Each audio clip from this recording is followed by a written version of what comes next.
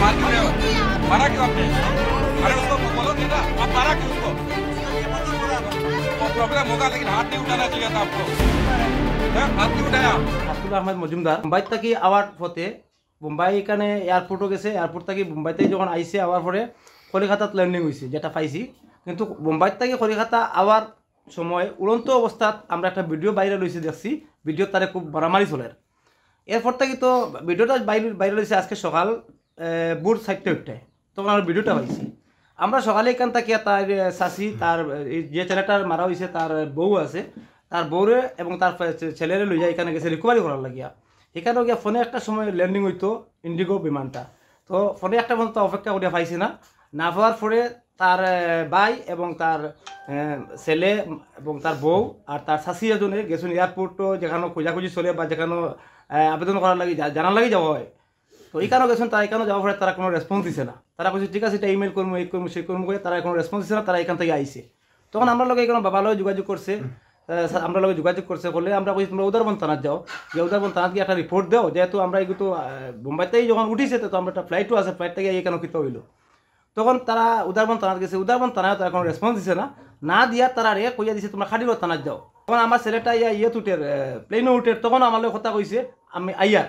আর আবার ফতে আমার ছেলেটারে মারামারি করিয়া নিশ্চয় মস্তিষ্ক বিকৃত করছেন।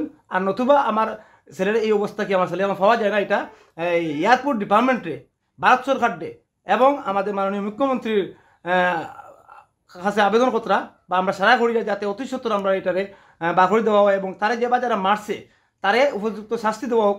এখন হ্যাঁ বর্তমানে খানো আছে কোন জায়গাতে আছে ইন্ডিগো ডিপার্টমেন্টে, ইন্ডিগো এয়ারপোর্টে আমরা এটা অতিষ্ঠ বাকরি দিতে লাগবো।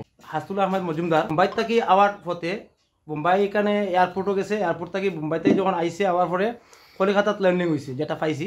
কিন্তু মুম্বাই থেকে কলিকাতা আওয়ার সময় উড়ন্ত অবস্থাত আমরা একটা ভিডিও বাইরে লইছে দেখছি, ভিডিও তারে খুব মারামারি চলে। এরপর থেকে তো ভিডিওটা বাইরে লইছে আজকে সকাল ভোর 4টায়, তখন আমরা ভিডিওটা পাইছি।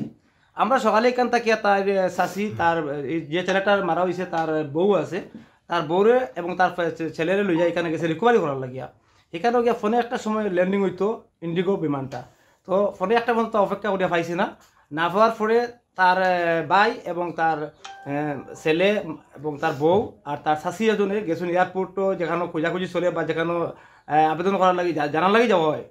তো এইখানেও গেছেন, তারা এখানেও যাওয়ার পরে তারা কোনো রেসপন্স দিছে না। তারা বলছে ঠিক আছে এটা ইমেল করবো, এই করবো সেই করবো করে তারা কোনো রেসপন্স দিছে না। তারা এখান থেকে আইসে, তখন আমরা লোক এখানে বাবার লোক যোগাযোগ করছে, আমরা লোক যোগাযোগ করছে বলে আমরা বলছি তোমরা উদারবন থানাত যাও, যে উদারবন থানাত গিয়ে একটা রিপোর্ট দাও, যেহেতু আমরা এগুলো মুম্বাইতেই যখন উঠিছে তো আমরা একটা ফ্লাইটও আছে, ফ্লাইট থেকে এখানে কিতে হইলো।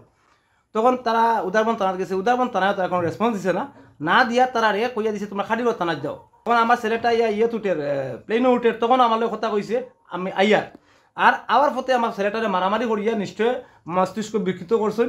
আর নতুবা আমার ছেলের এই অবস্থা কি আমার ছেলে আমার পাওয়া যায় না, এটা এয়ারপোর্ট ডিপার্টমেন্টে ভারত সরকার ডে এবং আমাদের মাননীয় মুখ্যমন্ত্রীর কাছে আবেদন করা বা আমরা সারা করি যাতে অতি সত্তর আমরা এটারে বাকরি দেওয়া হয় এবং তারে যে বা যারা মারছে তারে উপযুক্ত শাস্তি দেওয়া হোক। এখন হ্যাঁ বর্তমানে খানো আছে কোন জায়গাতে আছে ইন্ডিগো ডিপার্টমেন্টে, ইন্ডিগো এয়ারপোর্টে আমরা এটা অতিষ্ঠ বাকরি